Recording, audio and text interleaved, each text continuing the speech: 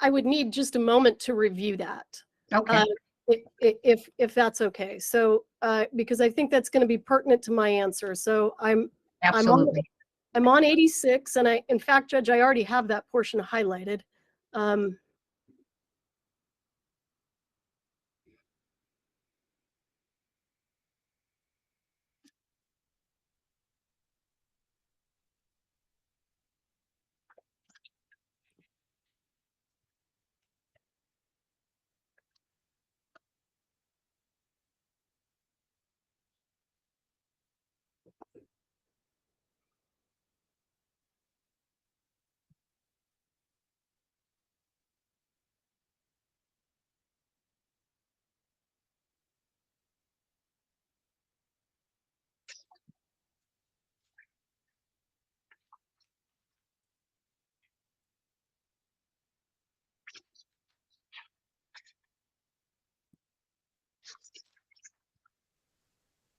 Okay, so let me kind of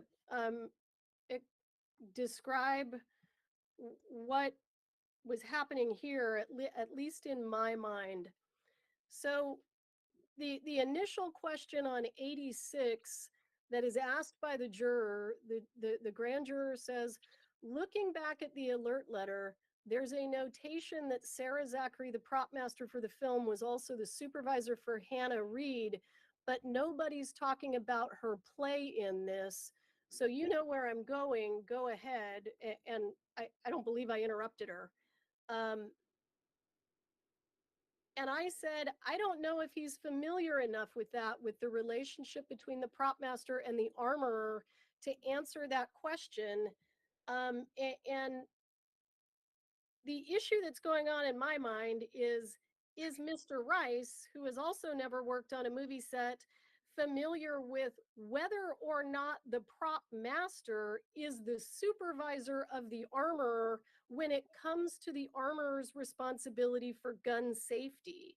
So what I'm thinking in my mind at that point in time is my investigator can't answer that because he's never worked on a movie set.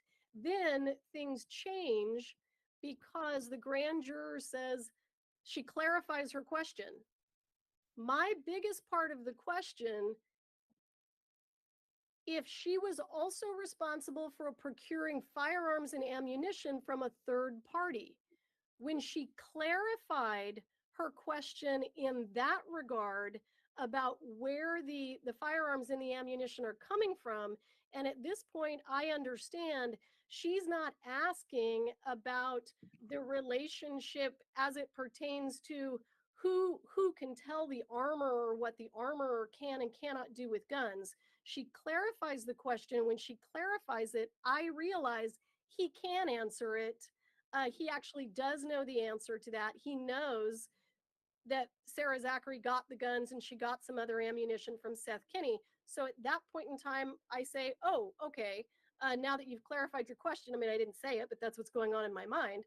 He can go ahead and answer. So I let him go ahead and answer when she clarified it, and I understood that he did have the knowledge and experience to answer that specific question. Judge, I have to tell you, if I asked Detective Hancock right now to give us a detailed explanation of the way that safety protocols on a movie set are supposed to work, not the way they're not supposed to work, I don't believe I could get a reliable answer out of her.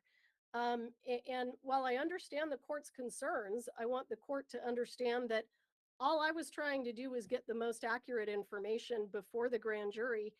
And everything that Mr. Carpenter said is absolutely accurate about the way that safety protocols on movie sets are supposed to work. Thank you. I appreciate that. I just have one more question. So the rule on grand jury proceedings 5-302.2, it talks about instructions to the grand jury. And of course, elements and defenses is one, but the second requirement is the prosecuting attorney shall provide the grand jury with other instructions that are necessary to the fair consideration by the grand jury of the issues presented. And because it seems to me that Mr. Carpenter was provided a lot of provided opinion testimony, which is true. An expert can rely on that. And I know that they weren't put in as experts because it's not a trial, but you're basically indicating that you relied on him for this kind of testimony. You've got Mr. Haig in there.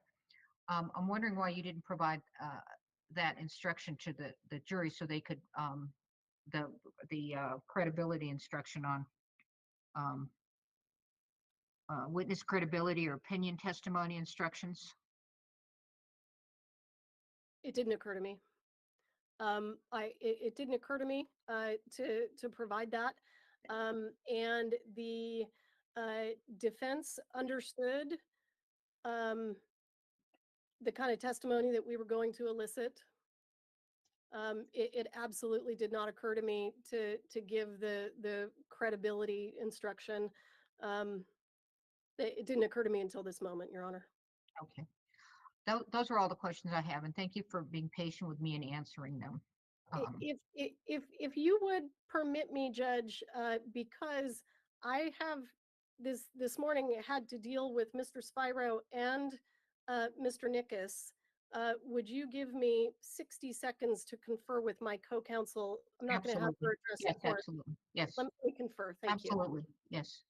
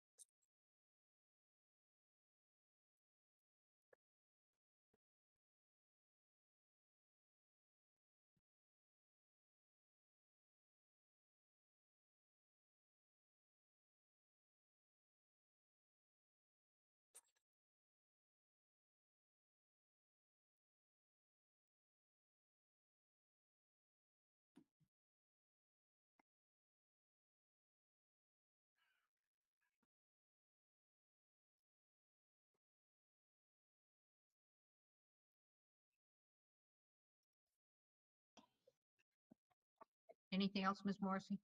Yeah. Um, so I want to make clear that what we're arguing right now in terms of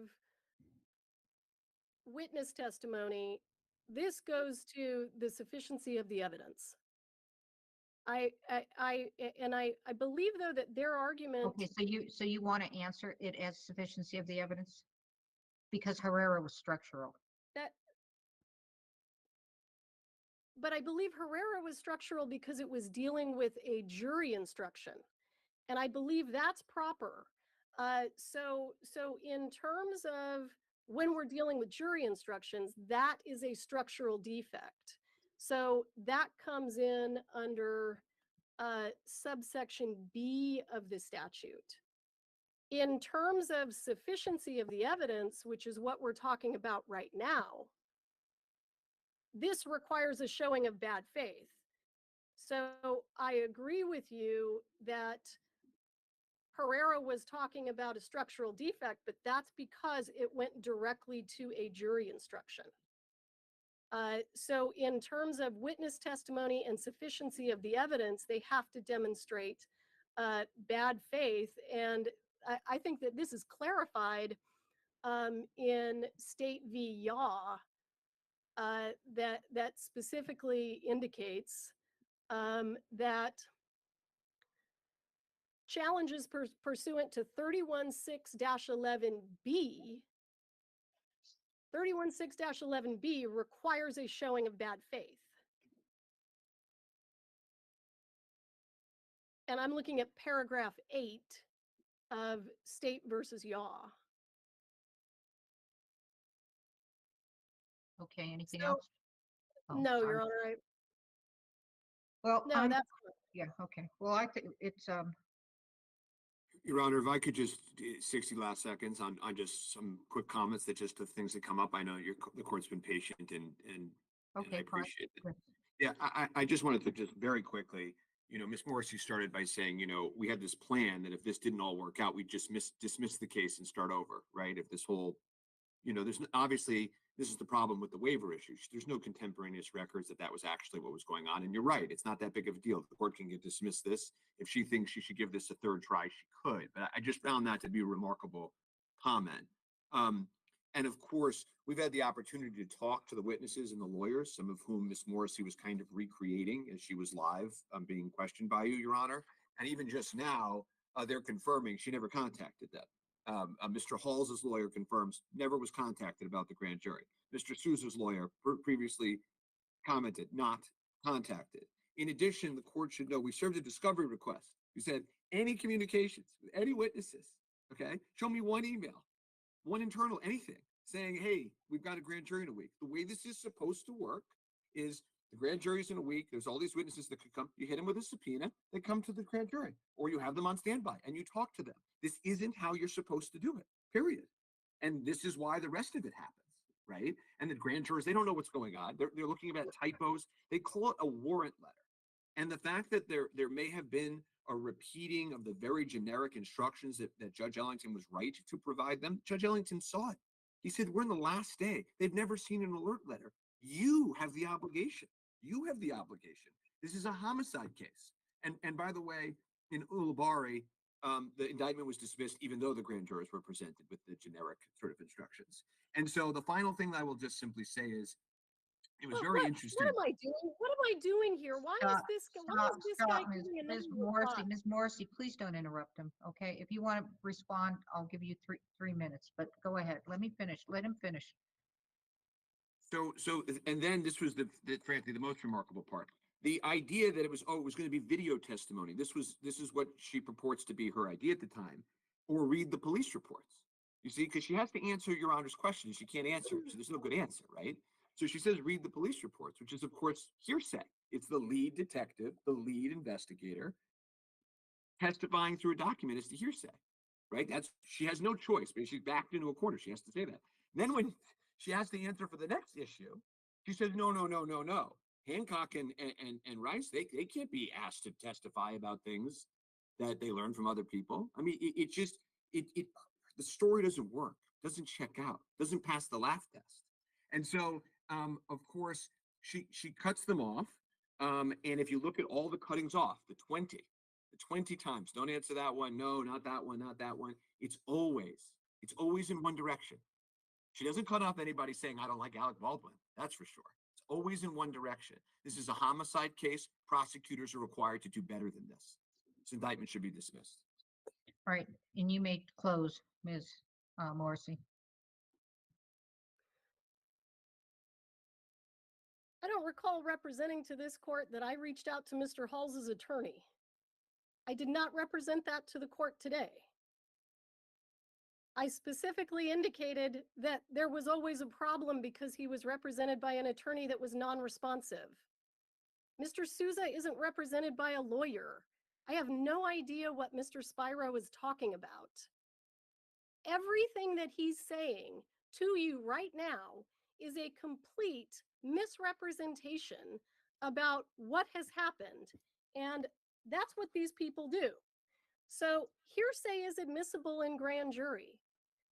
Hancock and Rice, I never said that they couldn't testify about what people told them.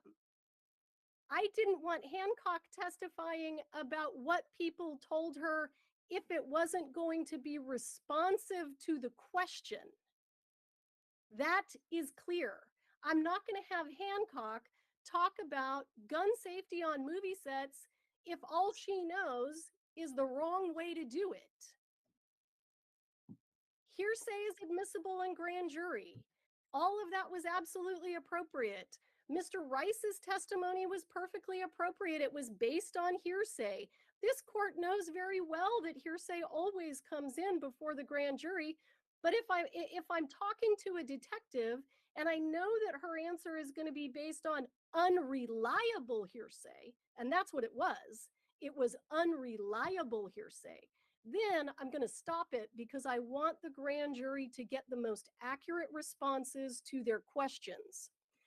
You know, Mr. Spiro wants to say to this court this morning that I'm just kind of making this up as I go along, that I had no intention of ever presenting anyone over video. I can give you the names of the DAs in the second that I spoke to prior to taking this case to grand jury to ensure that this was a practice that was normally done. And why am I speaking to DAs in the second rather than DAs in the first? Because DAs in the second deal with more complicated cases. They see more alert letters. So that's the reason that I was reaching out to them. I'm not going to sit here and be called a liar. I absolutely I did everything that I have told the court that I did today. He's right. I didn't reach out to Mr. Hall's attorney, and I didn't tell the court today that I did. So let's be clear. Mr. Spiro is intentionally trying to misrepresent and mislead this court right now. Thank you. All right, thank you, counsel, for your presentations. I am going to issue my ruling by order next week. I'll put it in writing, okay? Thank you, Your Honor. You may look for that. Thank you Your very Honor. much. We are in recess.